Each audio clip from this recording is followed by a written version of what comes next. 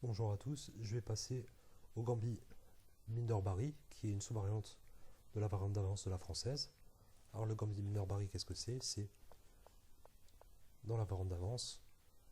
Ici, les blancs jouent, après cavalier F3, fou D7, fou D3, au lieu du fou E2 ou du 6 A3 qu'on a vu précédemment. 6 fou D3.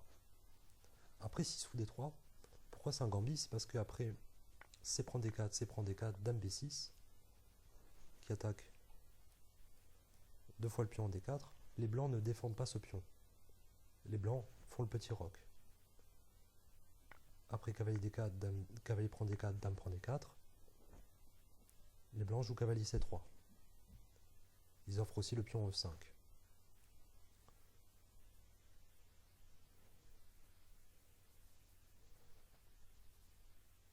Et là, je recommande avec les noirs de jouer pion A6. Pion A6, c'est parce que le cavalier en C3 menace d'aller en B5, attaquer la dame, menacer une fourchette sur C7. Donc c'est mieux de jouer A6, d'empêcher cavalier B5. Prendre le pion E5, c'est possible aussi, mais ça requiert des connaissances théoriques assez avancées, parce que après tour 1, il faut jouer dame B8, cavalier prend D5. Et ça, c'est une variante très aiguë qui est pas facile à trouver sur l'échiquier si on a ça en partie. Donc le mieux, c'est de ne pas prendre le pion E5, de jouer A6. Et après dame E2 pour défendre le pion E5. Cavalier E7, avec l'idée d'aller en C6 et d'attaquer le pion E5 une deuxième fois. Là, les blancs jouent roi H1. Roi H1, parce que le pion F2 est cloué au roi par la dame.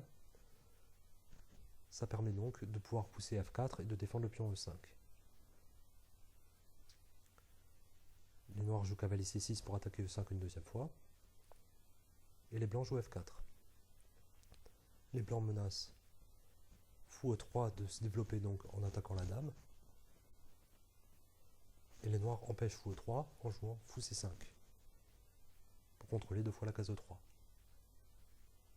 Fou C5, ça a aussi le bénéfice d'empêcher tour F3. Tour F3 pour préparer fou E3, c'est l'idée des blancs, mais pour l'instant c'est pas possible parce que sur tour F3, il y a dame G1 mat. C'est un des bénéfices de jouer fou C5.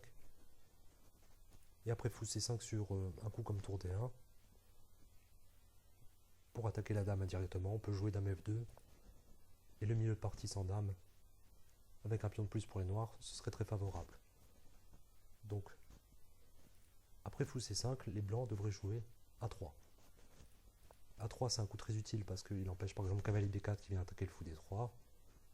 Il enlève la case B4 au noir en général.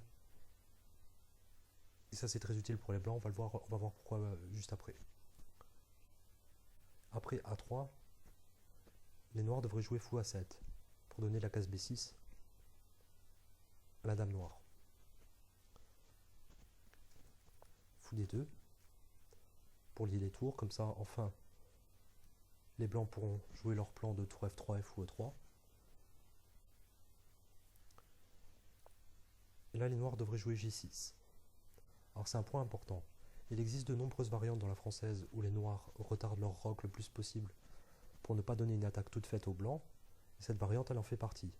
Dans cette variante, on ne rock pas parce qu'après, si on rock, après tour F3, les blancs ont une attaque gagnante.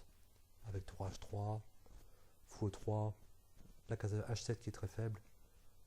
Ça va être très difficile à jouer pour les noirs, ça. Donc on va retarder le rock avec les noirs pour l'instant. G6, ça permet d'empêcher F5 par exemple. Et sur tour F3, qui menace fou E3 et d'enfermer la dame, là on voit le bénéfice d'A4 pour les blancs qui empêche dame B4. Il faut jouer dame B6. Attaquer le pion en B2.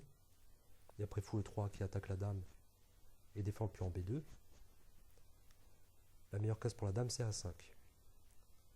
A5 s'empêche pion B4 parce que la tour en A1 n'est pas protégée. Ah oui, dans cette position, il faut savoir qu'après fou E3, D4 ne gagne pas une pièce parce que il y a fou F2 qui cloue le pion D4 à la dame.